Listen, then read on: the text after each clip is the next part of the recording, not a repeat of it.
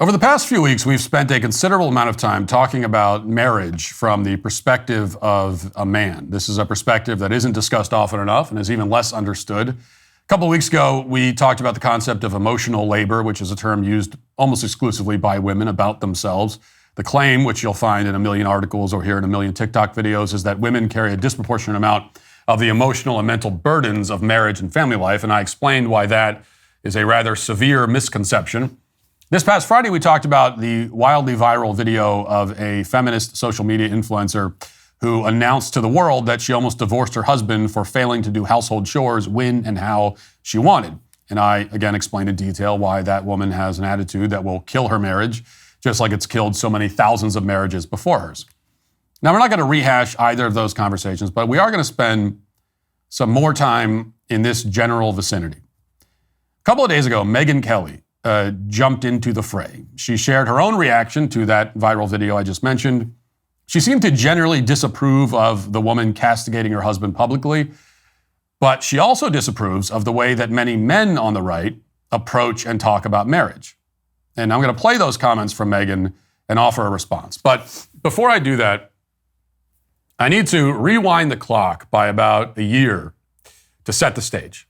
And before I do that, I need to preface everything I'm saying by saying that I personally like Megyn. I've been on her show a number of times. I've had nothing but pleasant interactions with her. I met her in person for the first time at one of the inaugural balls in January. I found her to be very kind in person. So I have no personal problem with her at all. But she does have a bit of a problem with me, it would seem. So before we get to Megyn's comments this week, I'm going to play something that she said about me last year. And I heard this clip at the time, but I decided not to say anything about it or to respond to it. I try not to get into public spats with people on our own side, which is why I quite frequently let it slide when people on our side, who I thought were friends or at least friendly, take shots at me, which it happens all the time. But I feel it necessary to bring this up now because it will provide some important context to Megyn's remarks last week. And also, I think the conflict between feminism and what we now call the traditional view of marriage and gender roles is coming to a head. It's coming to a head on the right. And now is the time to get it all out in the open. As conservatives, we have to decide if we want to conserve the view of the sexes that was held by basically everyone in the world for all of human history until the middle of the 20th century, or if we want to conserve feminism. We cannot conserve both. And I know which I prefer. So with that said, let's go back to February 3rd, 2024, when Megyn Kelly appeared on a podcast called Chicks on the Right. At the time that this podcast was recorded, Megyn was pretty angry at me for making some derogatory comments about feminism, as I tend to do. And here is the setup from the host. Listen.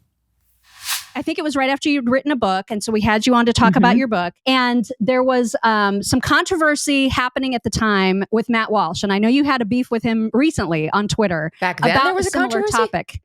Yes, oh my God. There was controversy because he's always been the same guy when it comes to women have their place and that needs to be at home and they shouldn't have careers and all that stuff. So, and it was about that. And we talked to you about that. And you said something that has never left my brain. And I loved how you said it. And I refer back to it all the time because I struggled with his arguments. He's very persuasive. He's an excellent writer, as I'm sure you know. And his criticisms were like getting to me. And I remember that I asked you about it in that show. And you said, I just know that having a career and family, having that career makes me the best version of myself for my family. And I was like, that is the perfect way to describe how we think, I think how we feel about our own careers. Absolutely. It just really resonated with me. And so when I saw you guys kind of beefing about a month ago or 3 weeks ago or whatever, about the similar issue.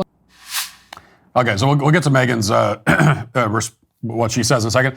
Well, I will say guilty as charged. I have always been the same guy. For the most part, I'm saying the same things now that I said 13 years ago when I was a mostly unknown blogger with like 5,000 Twitter followers. I might be a jerk, but at least I've always been the same kind of jerk. You have to give me that. But Megyn Kelly has had enough of it. She's had enough of my crap, and she wants me to shut up. And I'm not exaggerating. That's what she said verbatim. Listen. And again, having said that, I like the guy. I'm getting a little tired of his nonstop judgment of women who make different choices than the ones he wants us to make. Sorry, Matt, you're not our Jesus. We don't answer to you. Like, live your life the way you want to live it and stop judging everybody who makes a different choice. I'm sick of it. I know you gals, and generally women, we're not judging moms who choose to stay at home and raise their kids. That's a choice we celebrate. Absolutely We not. love. Those are our sisters and our friends and our moms. Women aren't doing this to other women for the most part. It's guys like Matt. Like, shut up. I'm not out there saying your wife is boring and a loser because she decided not to get a job. I don't think that. I think it's awesome. She's the mother of 6 children. She must be incredibly busy. But why are you looking at every woman who works and trying to pass judgment and make her feel guilty about her choices all the time? It's a fail. We don't feel guilty because of you.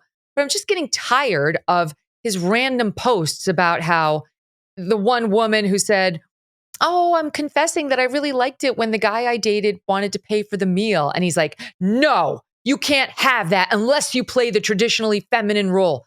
Who died and made you boss of all women? What are you saying? I don't know why he feels the need to try to set fake guardrails around our behavior. It's a no, Matt. We don't need you. Yeah. Although we have seen, though, there are a lot of these conservative pundits, younger ones, the younger women who are kind of taking that discourse and running with it and saying, hey, say no to the high-powered careers, ladies. Wow. Megyn. Okay. I confess that I don't take very kindly to being told to shut up, especially by someone who's supposed to be on the same side and who could reach out to me and voice her concerns privately if she wanted to. But it doesn't hurt my feelings. I could take the heat, which is why I let this go at the time. But this rant is now newly relevant given what she said last week. So keep in mind the language that Megyn just used. She said that I don't understand women. I'm trying to control women. I'm trying to tell women what to do. I'm trying to be, Jesus? I'm trying to be the Jesus of women or whatever. I'm judging women. I'm putting up guardrails. Now, I don't think that that's an accurate characterization at all, but I do think that these terms would pretty well describe Megyn's attitude towards young men. So here she is on her show last week. Listen. But here's what's happening on the right.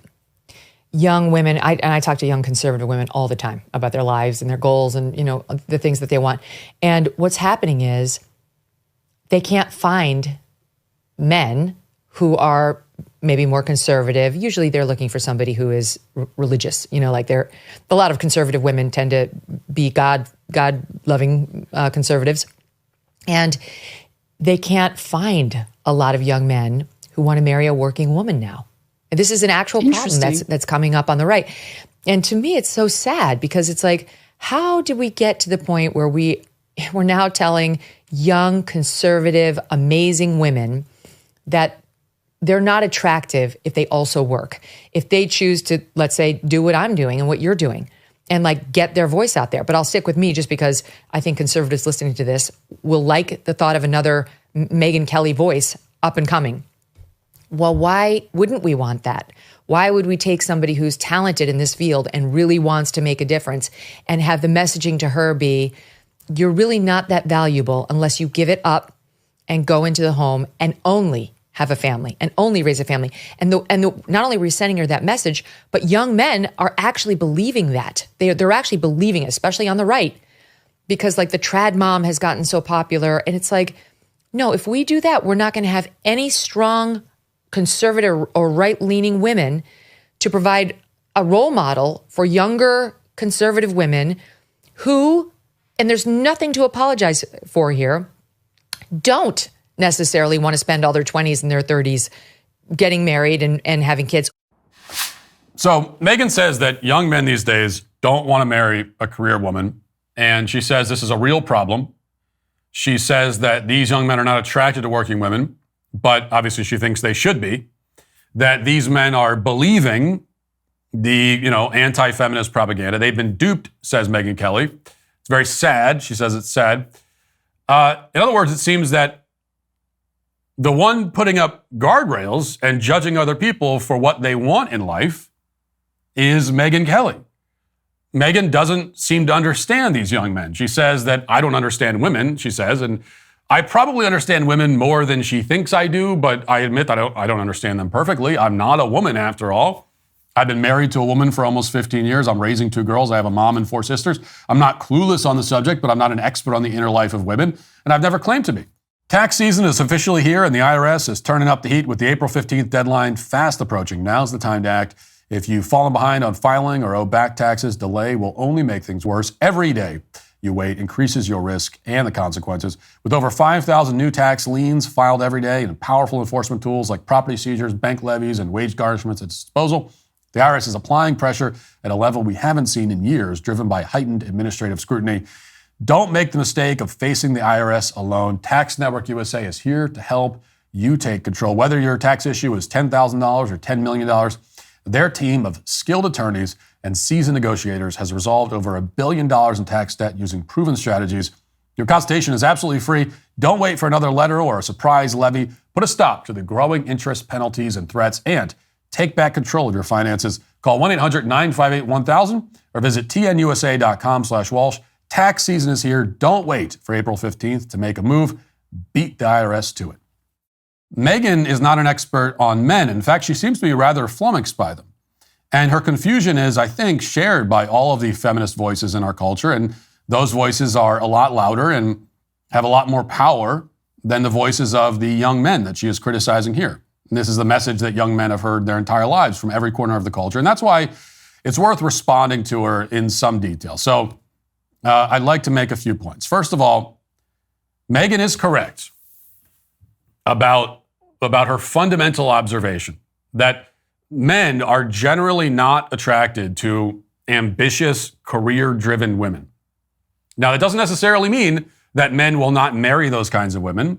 And I'm not saying that wives should never have jobs. In many households, both parents work out of financial necessity. I understand that. There are also many different kinds of jobs that a woman might take on, which don't always require going to an office full-time. My own wife is right now working on organizing a fundraising gala for a Catholic homeschool hybrid academy. She enjoys it. She's good at it. It's a service that she's able to provide to support quality Catholic education, and she can do it at home. And I am caricatured by people like Megyn as believing that women should only ever do the dishes and laundry and nothing else, but that's not actually my view. I think a woman's first priority should be the children and the home, but that doesn't mean she can't do other things and pursue other vocations alongside that. And as I said, in many cases, a family might feel that they need 2 full-time incomes in order to survive. I understand all of that, but this conversation is about ideals and about attraction. What is the ideal that men strive for? What qualities do they find attractive in a woman? So, most men ideally would like to earn an income that would allow them to be the sole breadwinner in the home. Most men like the idea of being the provider. That ideal will not always become a reality, but it is the ideal. And as for attraction, men are not generally attracted to a woman's professional ambitions. And that's just not the quality that attracts a man to a woman. Now, that isn't to say that men are never attracted to women with careers. What I'm saying is that the fact that a woman has a career will rarely be the thing, or even one of the things, that men find attractive about her. Okay? When a man is talking to his friends about a woman he's dating, he's almost certainly not going to say any version of this.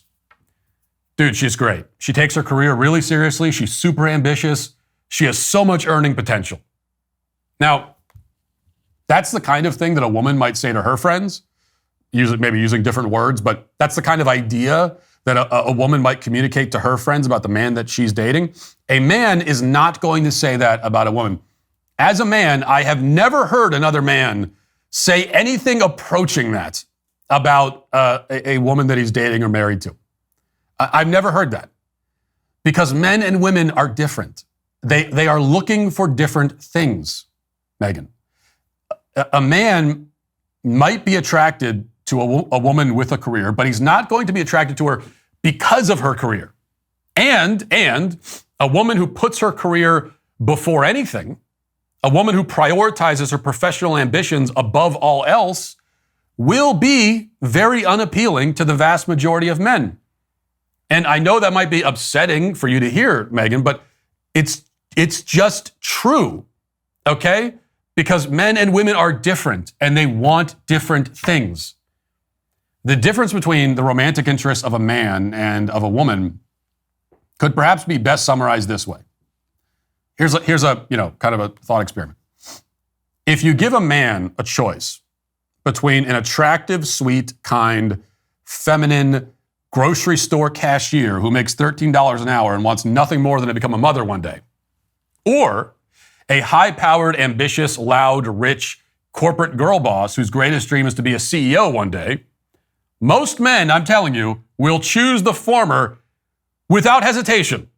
They don't even need to go and consult their friends about it or think about it or pray about it.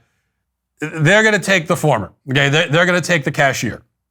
Now, if you give women the same choice, the mild-mannered, unambitious guy working a cash register or the highly paid corporate go-getter, you're going to have a lot more takers for the latter option. A lot more. Now, why is that? Am I saying that most women are greedy gold diggers looking for a rich man to bleed dry? Am I saying that most men are oppressive tyrants looking for some meek, helpless woman they can control? No. No on both counts. I'm saying that men and women are different and they want different things. Okay? A man is not looking for a business partner. He's not looking for someone to provide for him. He wants a wife. He wants a mother for his future children. He wants a helpmate.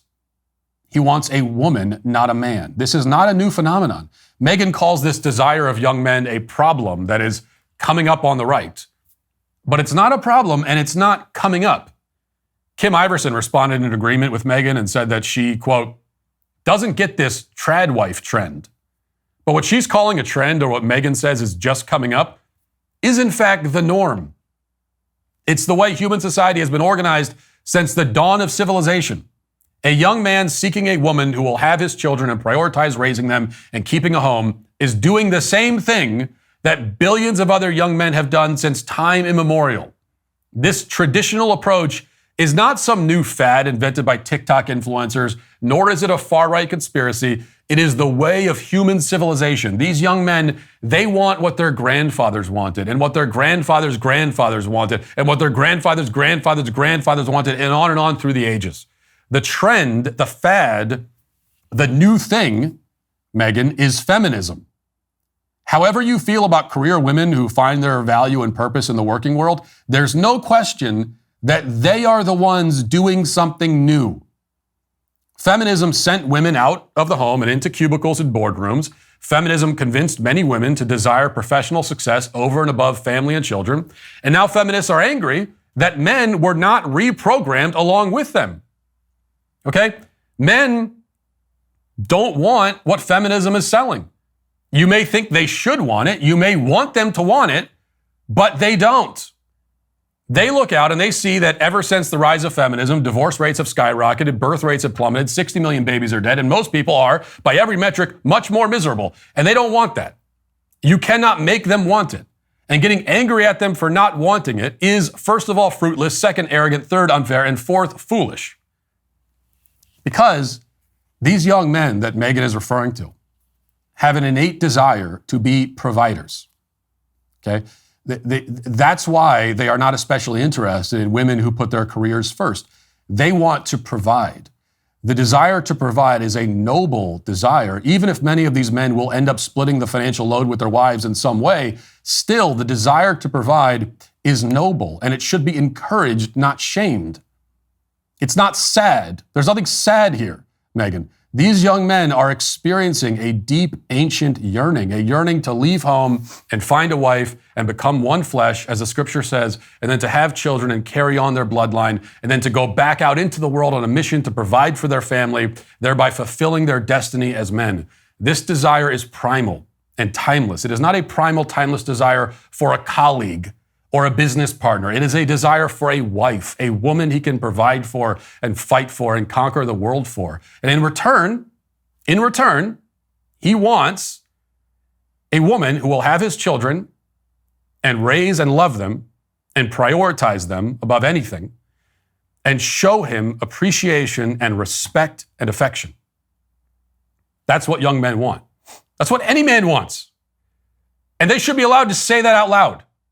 Okay, men are allowed to talk about what they want and what they need in relationships. But the problem is that every time a man talks about that, you've got women like Megyn Kelly who get upset about it. They get angry. They get like, how dare men have any needs, have anything that they want in any of this? Almost every young man wants this until our feminist matriarchal society beats it out of him or convinces him that he can never have it. He can never have the thing that his grandfather had, and that his grandfather's grandfathers had, and his grandfather's grandfathers had, and on and on and on. So if you want to know why so many young men are demoralized and depressed and broken, it's because for their whole lives, they've been told that what they want down at the deepest level of their soul, they should not want, and they cannot have. Every man before them in history could have it, but not them. We're too enlightened for that now. The feminists took over, and they know better. They know better than our ancestors knew. They know better than the combined wisdom of all human history. That's the message that these young men hear. You want to talk about sad, Megyn? That's sad. That is a tragedy of catastrophic proportions. There's nothing wrong with what these young men want. There is something very wrong with the culture that tells them they shouldn't want it. And that is why Megyn Kelly is today, sadly, canceled. Hey, YouTube, thanks for listening to the show. If you'd like access to my full show with no ads, you should go to dailywire.com and use promo code Walsh to get 2 months free on all annual plans. See you there.